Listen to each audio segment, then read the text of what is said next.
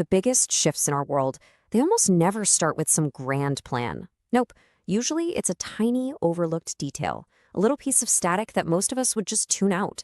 And today, we're going to decode one of the biggest accidental patterns in modern history.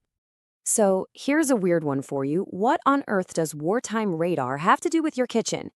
It sounds like a total non sequitur. But that's where the most interesting patterns hide, isn't it?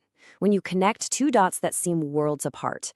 And this story, well, it doesn't start with a grand design. It starts with a snack. Okay, so let's set the scene. The year is 1945. The world is deep in the Second World War, and an engineer named Percy Spencer is working for a company called Raytheon. Now, they are laser-focused on one thing, building better radar technology for the military.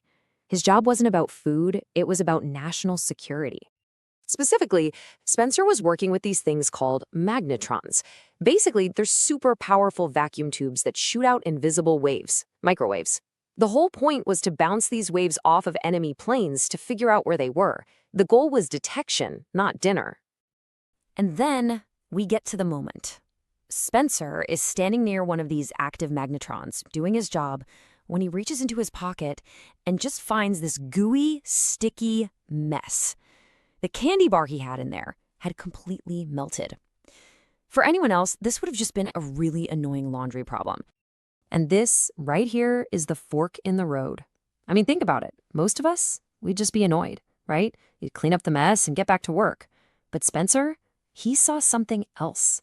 He didn't just see a ruined snack. He saw a question.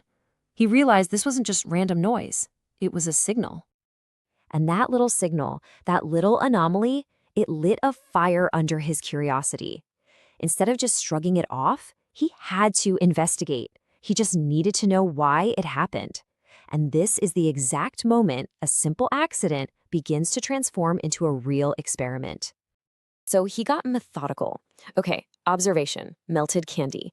Hypothesis, the microwaves must be creating heat. So first test, he grabbed some popcorn kernels and held them near the magnetron. Sure enough, a few seconds later, they were popping all over the lab floor. For his next trick, he tried an egg.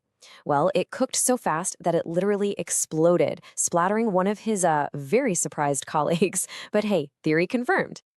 And what drove all this? Well, a later article put it perfectly. It said his defining trait was his itch to know. And I just love that phrase. It wasn't about being the smartest guy in the room. It was about that relentless curiosity, that basic human drive to figure things out. That's the secret ingredient that turns a random accident into a world-changing discovery. So now, Spencer and Raytheon are sitting on this incredible new technology, cooking food with radio waves. But here's the funny thing.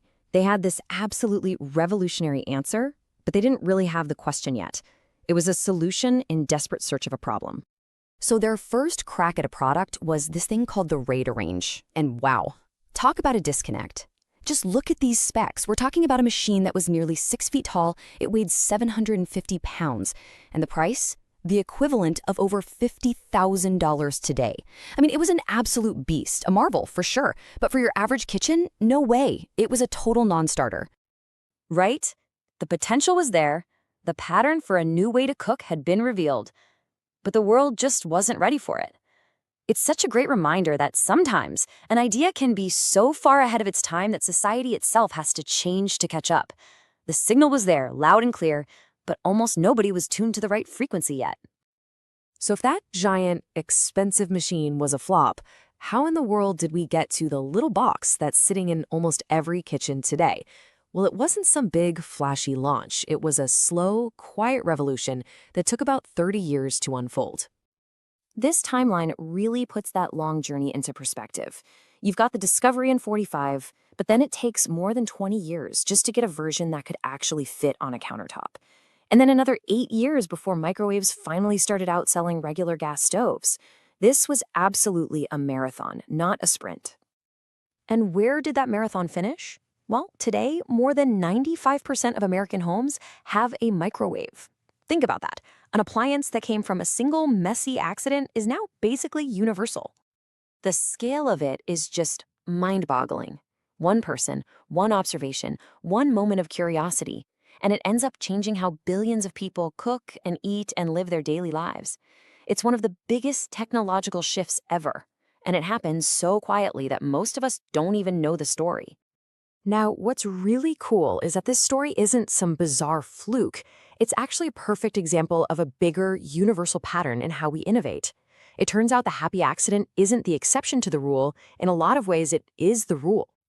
So what's the secret sauce then? It really comes down to this idea, which is often credited to Louis Pasteur. Chance favors only the prepared mind. See, accidents happen all the time. They don't create breakthroughs on their own.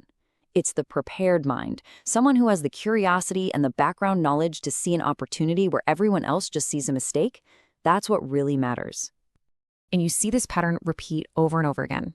Penicillin came from some forgotten mold in a petri dish. X-rays, a mysterious glow on a piece of paper in a dark lab. Even Velcro was invented because a guy got curious about the burrs that kept sticking to his dog's fur. All of these incredible, world-changing inventions were born because someone noticed something small, something strange, and had that prepared mind to stop and ask, why did that happen? And that really brings us to our final thought. The same forces of chance and curiosity and preparation that gave us the microwaves, they're still out there. I work all around us right now. It just makes you wonder, doesn't it? What's the overlooked anomaly, the melted candy bar of today, that's quietly sketching out the pattern for the world of tomorrow?